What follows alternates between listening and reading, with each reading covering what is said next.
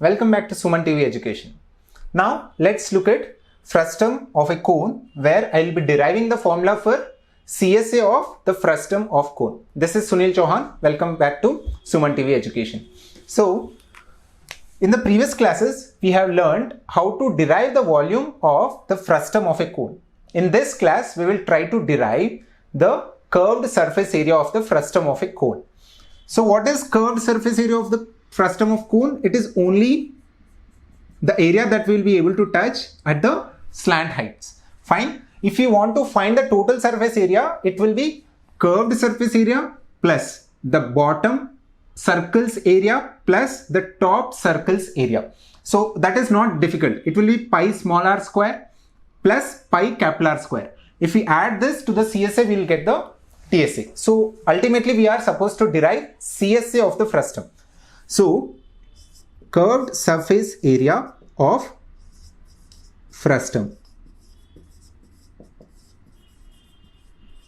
What will be this?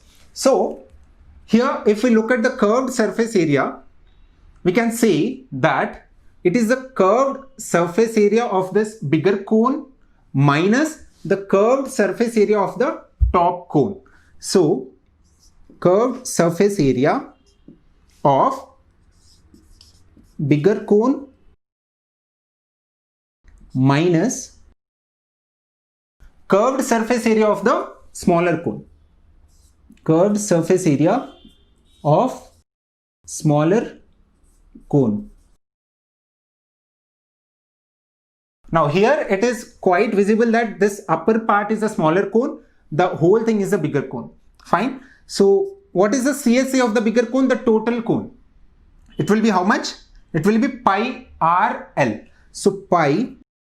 Now what is the radius? Capital R. And what is the slant height of the bigger cone? Capital L. Minus CSA of the smaller cone. CSA of the smaller cone is pi. The radius will be smaller. The radius of the smaller cone is smaller. And slant height will be capital L minus small l. Capital L minus small l. If we apply the distributive property, what do we get? Pi capital R capital L minus pi small r capital L. And minus into minus will be plus. It will be pi small r into small l. Pi small r into small l.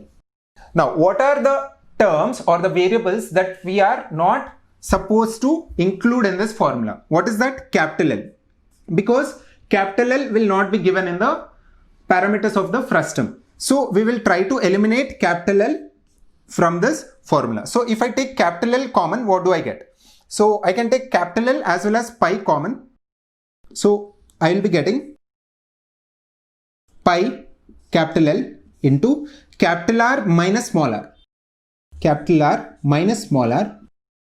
And I already have plus pi RL. Pi small r into small l. Now how do we find the value of capital L? Again we have these two similar triangles as I have explained you in the previous class.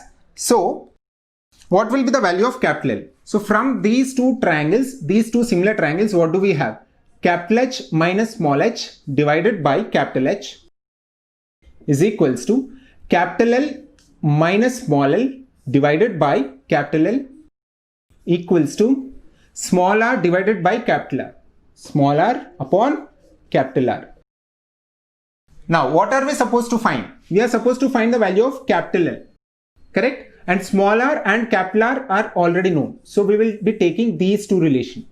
Now if you take the first thing into account, it is of no use because we don't have capital H and small h anywhere in the formula. So we will take the values which have slant heights and radius. So if you derive this as capital L by capital L minus small l by capital L equals to small r by capital R, what are we going to get?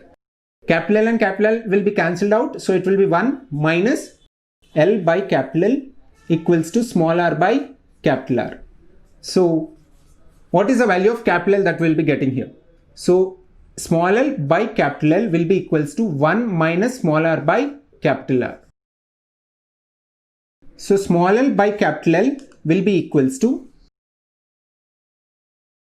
capital R minus small r upon capital R. But we want the value of capital L. So here capital L will be equals to capital R by capital R minus small r. I'm just taking the reciprocal of small l by capital L. So it will be capital L by small l will be equals to capital R by capital R minus small r into small l. So if you substitute this second equation in the first equation, what are we going to get? So from 1 and 2, what do we get? So CSA will be equals to, we have pi into capital L. So pi into capital L is capital R by capital R minus small r into small l. And we already have capital R minus small r into capital R minus small r. And we again have the term pi small r small l plus pi small r small l. Now, if you cancel out capital R minus small r and capital R minus small r, what are we going to get? Pi capital R into small l plus pi small r into small l. So, if you factor out pi and small l, we'll be left with capital R plus small r inside the brackets. So this is nothing but CSA of the frustum. So this is CSA of frustum. What will be the TSA? You have to just add pi small r square and pi capital R square to the CSA.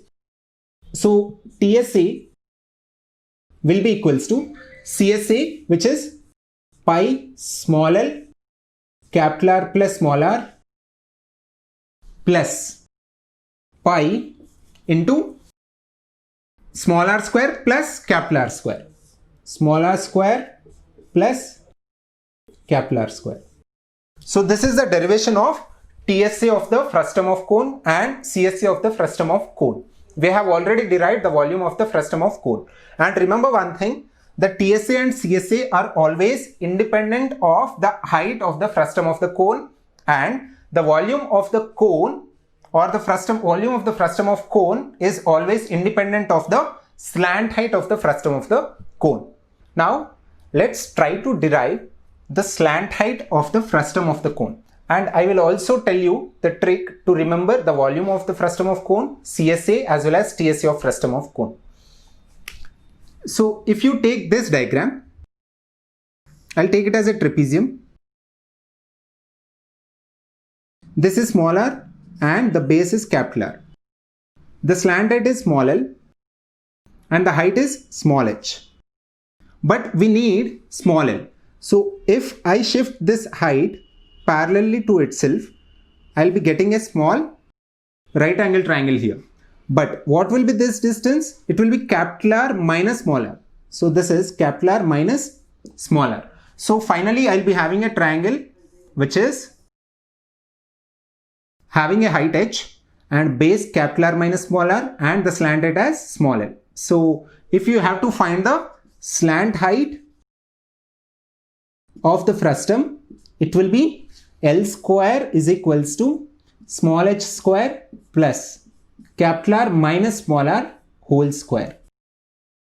Now small l will be square root of h square plus capital R minus small r whole square. That's it. So this is the slant height of the frustum of cone.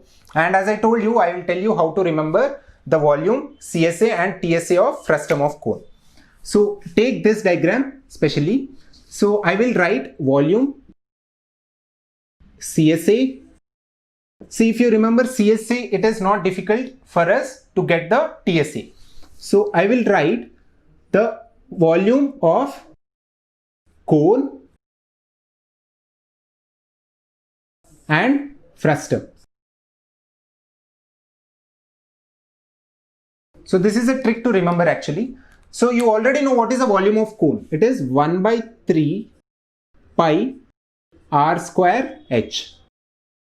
And CSA is pi r l. Now if you remember these two formulae, you will be able to remember the volume and CSA of the frustum also. So volume of the frustum will be, always remember, it will be 1 by 3 pi and small h. We have small h, and in brackets you have, see, if I take 1 by 3 pi and h, what is left over? Capital R square. So in place of capital R square, we will be writing capital R square plus small r square plus small r square plus capital R into small r. So this is what you need to remember. Only in place of capital R square, if you substitute this value, you will be getting the volume of frustum. And how do you remember CSA? In CSA, what will you take? Pi L common. So pi into what is the slant height? Small l. And in place of capital R, you will be taking capital R plus small r. So this is the CSA of frustum of cone. Now if I have to write the TSA, what will it be? You don't have to worry about the cone.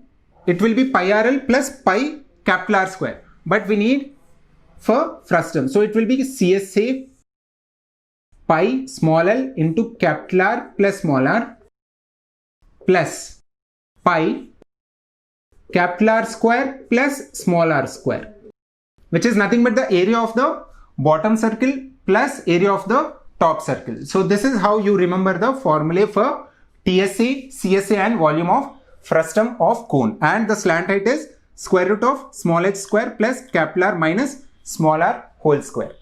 So this is all about frustum and the derivation of the formulas. We will meet in the next class with a new topic. Thank you.